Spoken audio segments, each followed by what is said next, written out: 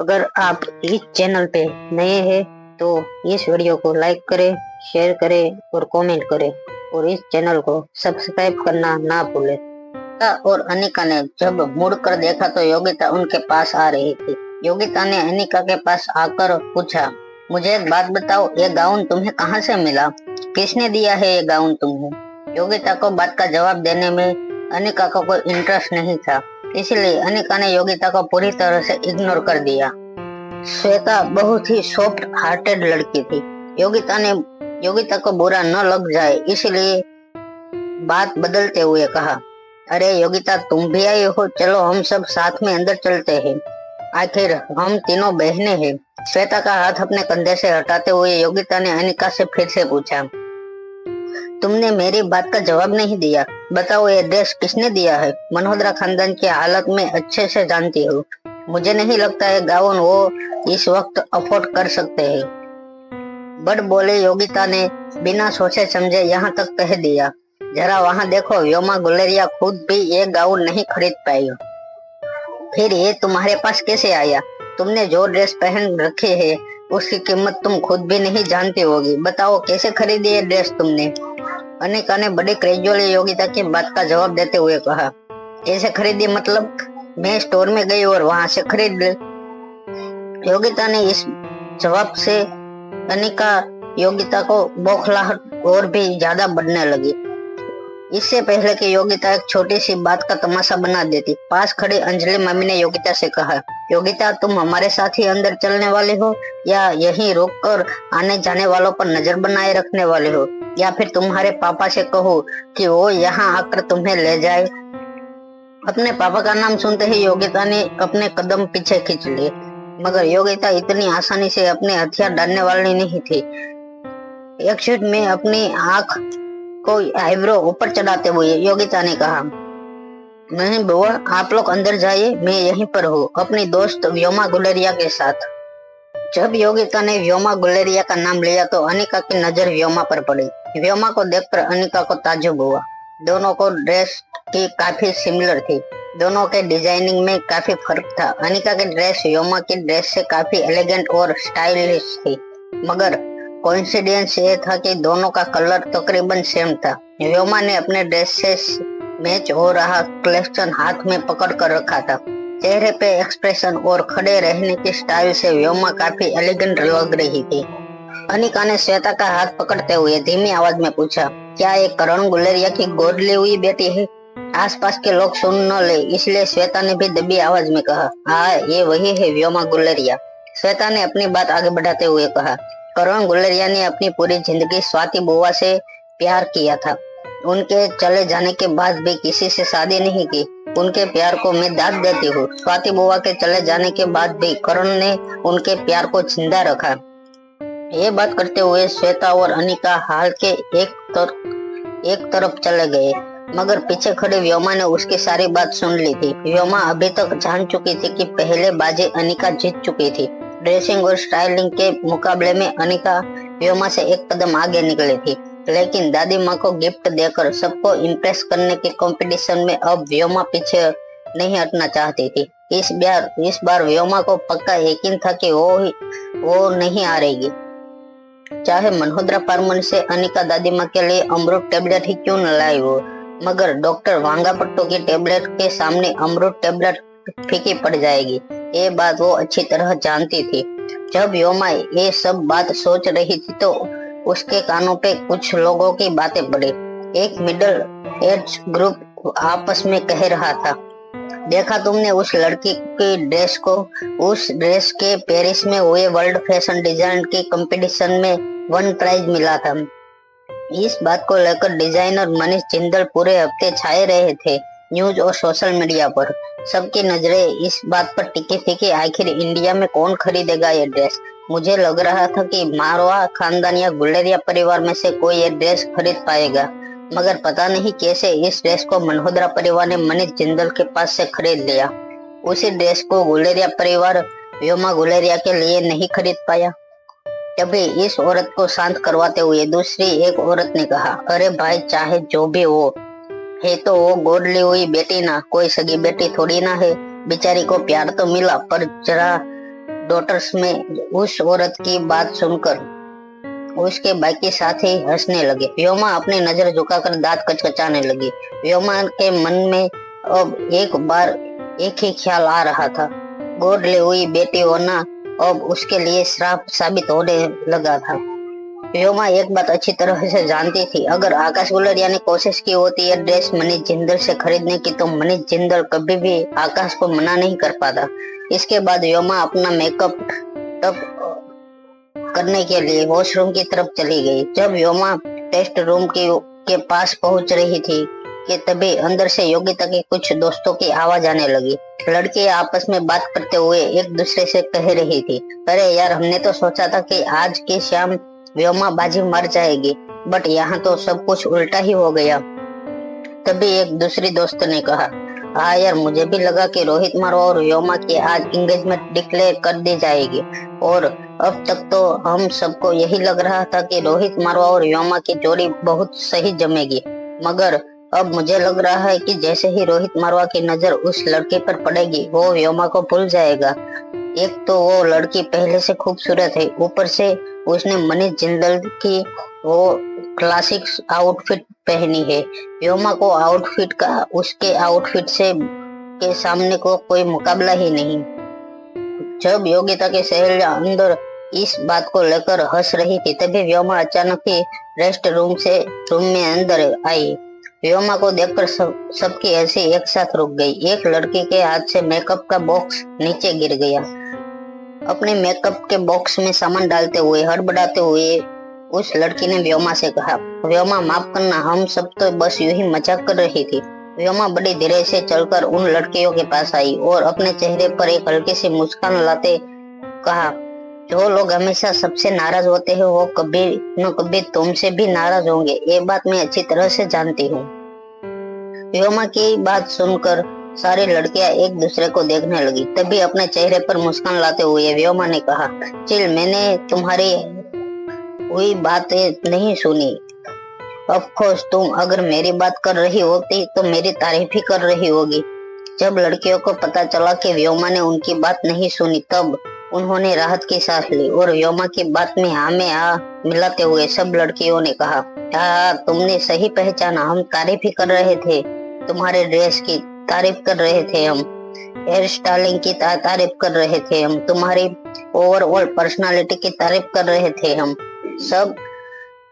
बस हमारी समझ में ये नहीं आ रहा कि उस लड़के के हाथ इतनी कीमती ड्रेस कैसे लगी। मैंने ये भी सुना है कि मिस्टर मनीष जिंदल अपनी एक्सक्लूसिव कलेक्शन ऐसे ही किसी को नहीं देते, चाहे कितने भी रुपये उन्हें ऑफर किए जाए। वो देखते हैं कि जो खरीदने वाला क्लाइंट है उसकी हैसियत अपने पास ऐसा कलेक्शन रखने की है कि नहीं। तभी एक लड़के ने कहा, मुझे लगता है मिस्टर मारवा को इम्प्रेस करने के लिए इस लड़की ने बहुत बड़ा कलेक्शन लगाकर ये ड्रेस हासिल की होगी। तुम्हें जरा बच के रहना होगा व्योमा, इस लड़के की माँ का नाम भी इस मामले में बहुत उछल चुका है। पहले बड़े खानदान के लड़के को फंसाने में माँ बेटी दोनों के महारत हासिल हुई है, ऐसा लगता है। तभी अचानक मेन पार्टी में शोर होने लगा। कुछ लड़के जो सबके सब वीआईपी और वीवीआईपी मेहमानों के बेटे थे वो आपस में ही किसी बात को लेकर उलझ पड़े थे। मिस, आपका नाम क्या है? मिस, आपकी ड्रेस बहुत अच्छी है। मिस, कहिए ये ड्रेस मनीष जिंदल की तो नहीं है? मेरा दोस्त बॉलीवुड का एक बहुत बड़ा डायरेक्टर है, कहो तो आपके लॉन्च के लिए उसके साथ बात करूं। अमीर खानदान के यंग एंड हैंडसम लड़के तरह तरह के बहाने बना के अनिका के साथ बात करने की कोशिश कर रहे थे। अनिका किसी तरह उनसे बचकर निकलना चाहती थी, मगर लड़कों ने अनिका को चारों तरफ से घेर लिया था। तभी एक लड़का लड़खड़ाया और उसकी अनिका से टक्कर हो गई।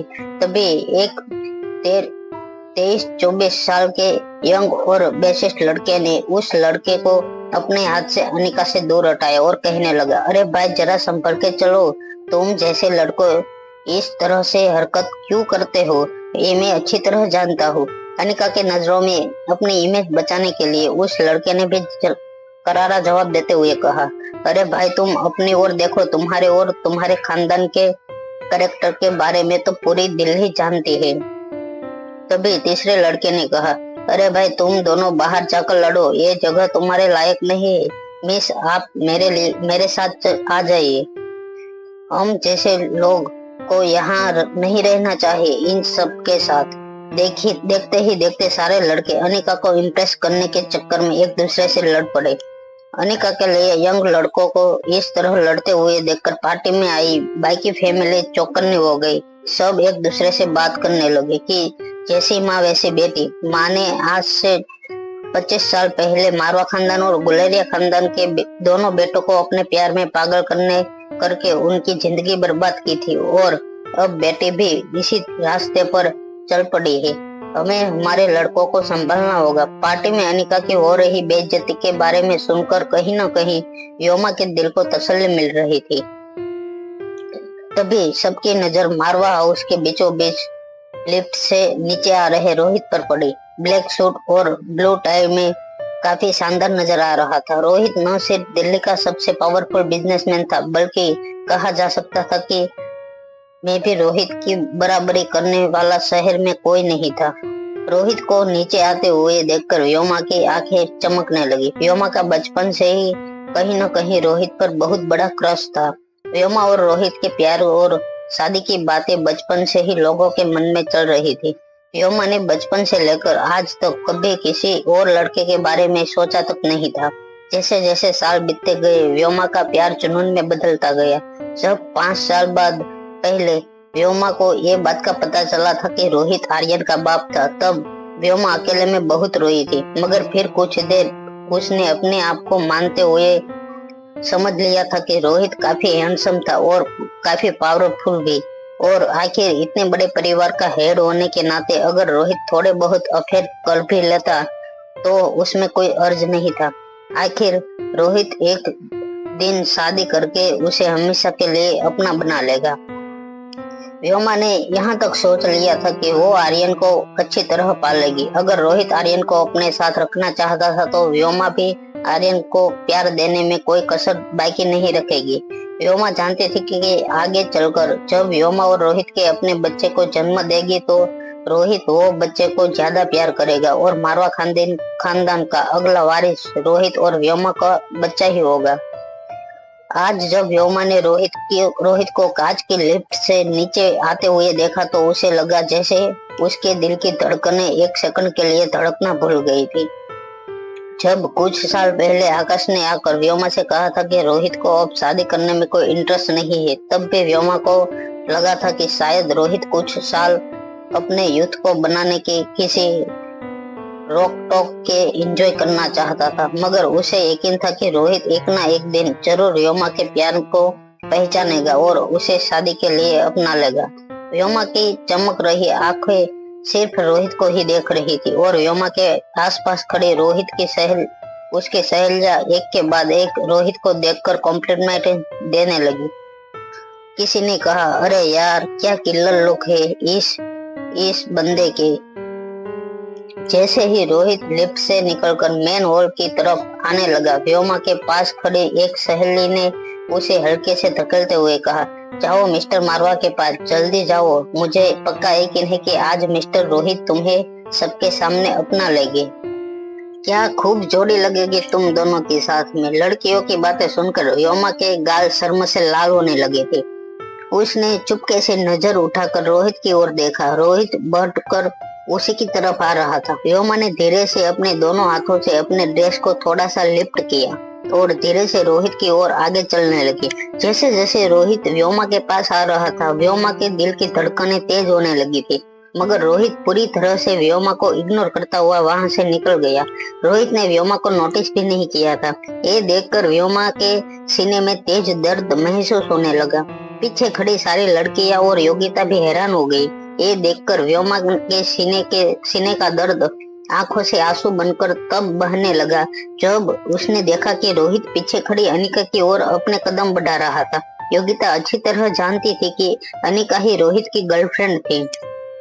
रोहित को अनिका के पास जाते हुए देखकर योगिता दौड़कर व्योमा के पास आई और उसके कंधे पर हाथ रखकर कहने लगी, आजकल के लड़के का यही प्रॉब्लम है। अच्छे लड़के कभी एक लड़की के होकर नहीं रह सकते।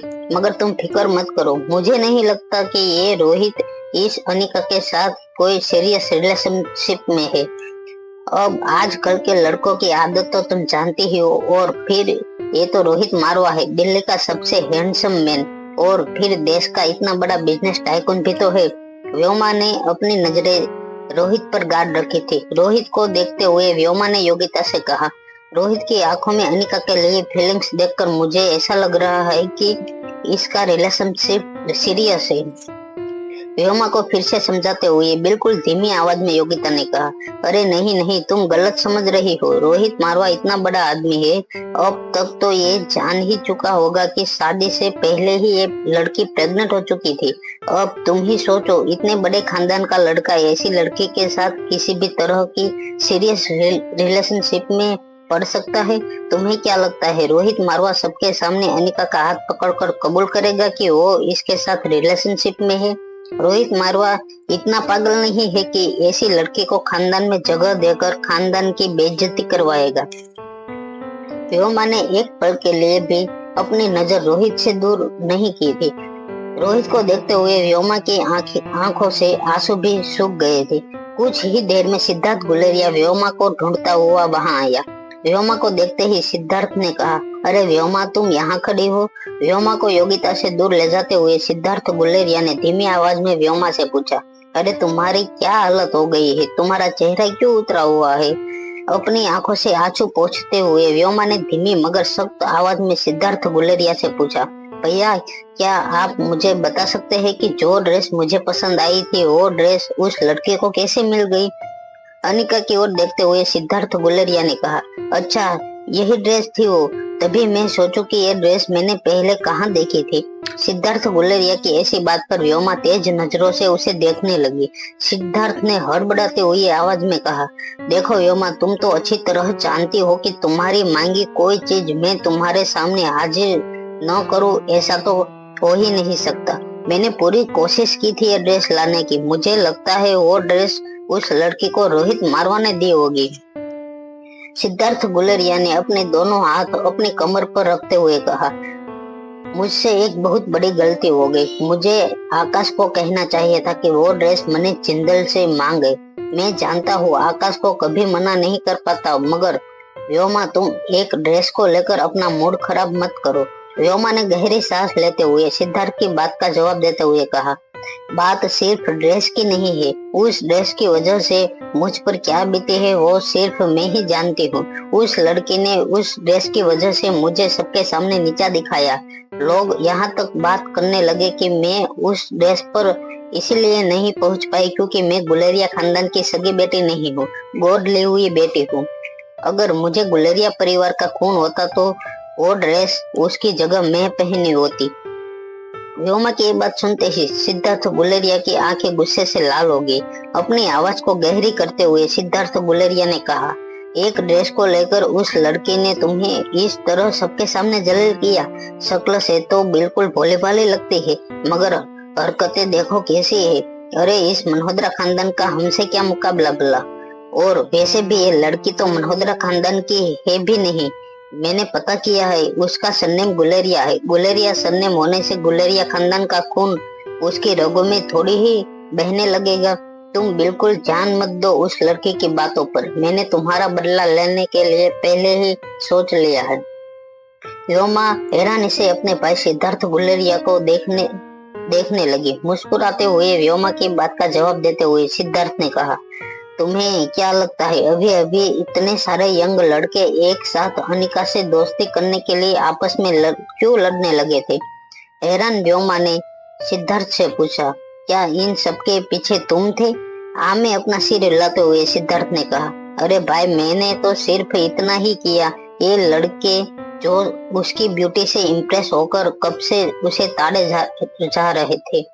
उसमें एक छोटी सी बात फैला दी कि अगर कोई लड़का इसे पैसों से इम्प्रेस कर दे तो ये लड़की कुछ दिनों के लिए उसके साथ दोस्ती करने के लिए भी हंसी राजी हो जाती। बस अमीर खानदान के अय्याश लड़कों को इन्हीं मौकों की तलाश रहती है। पड़ गए सबके सब एक ही लड़के के पीछे। हो गई लड़के की सबके सामने बदनामी। पहले ही लोगों ने इसकी माँ के बारे में तरह तरह की बातें सुनी रखी थी। माँ की बदनामी ने आज बेटी को भी बदनाम कर दिया और आज तक कोई ये बात तो जानता नहीं कि यह लड़की दरअसल रोहित मारवा की गर्लफ्रेंड है। और ऐसे मौके पर रोहित मारवा भी सबके सामने इनका हाथ पकड़कर ये तो नहीं कहने वाला कि ये उसकी गर्लफ्रेंड है।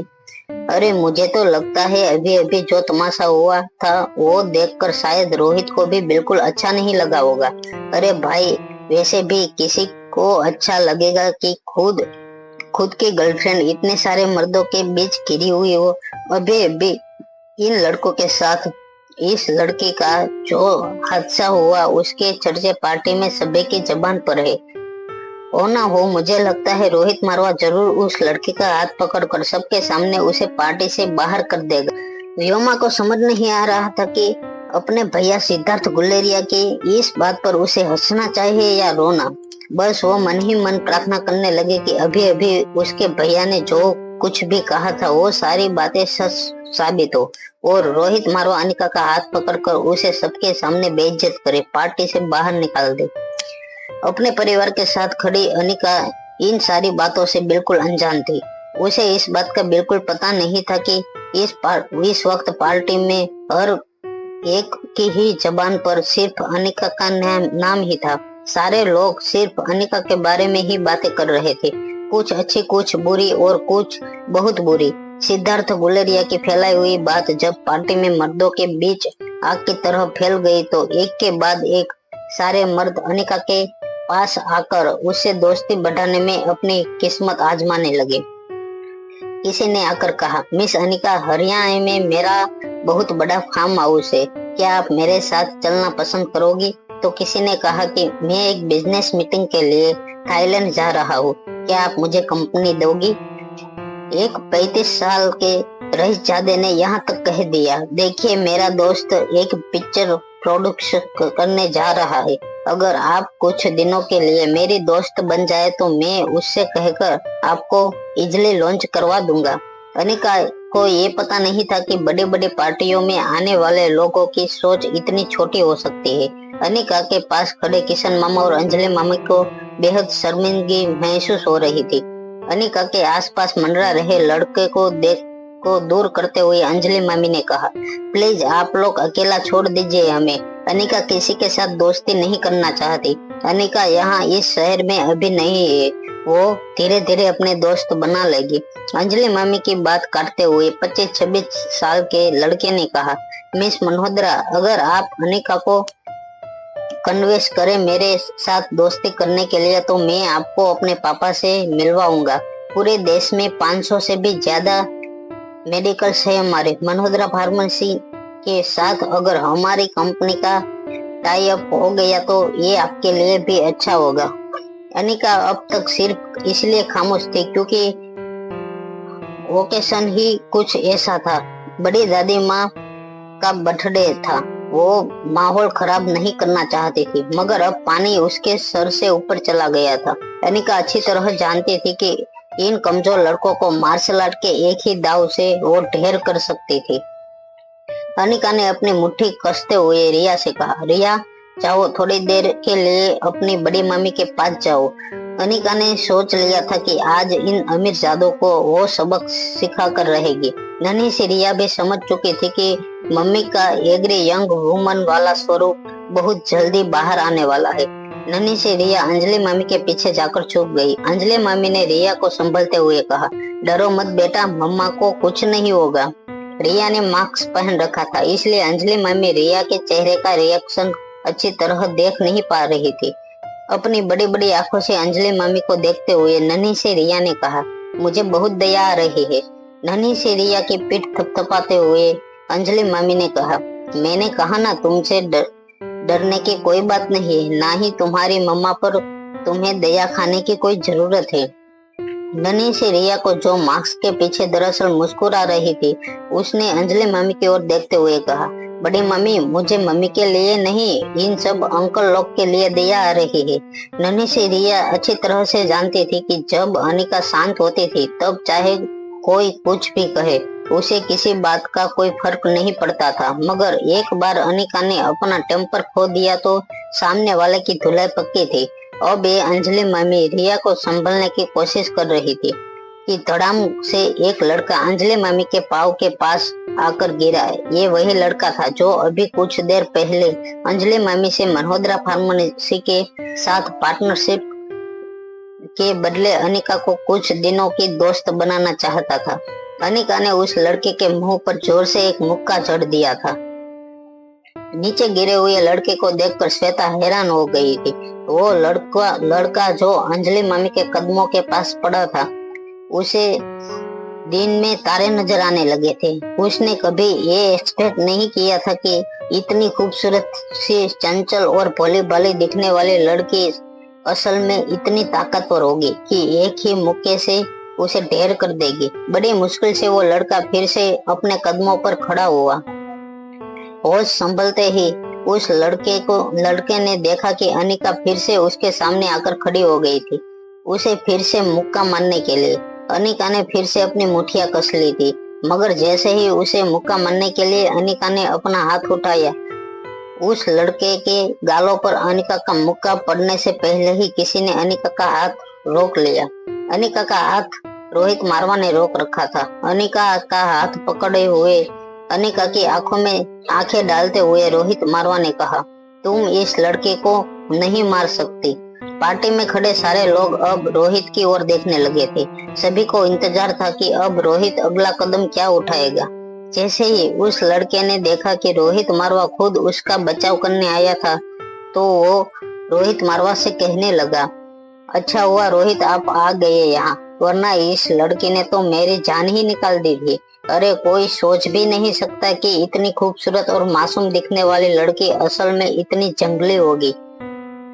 आसपास खड़े उस लड़के के रिश्तेदार ने रोहित से आकर कहा, अरे रोहित बेटा, ऐसे कोई पर इस तरह का बिहेवियर, यह किस तरह के मेहमान बुला रखे हैं तुमने पार्टी में? हमने कभी सोचा भी नहीं था कि मारवा खानदान की पार्टी में इस तरह से मारपीट भी हो सकती है।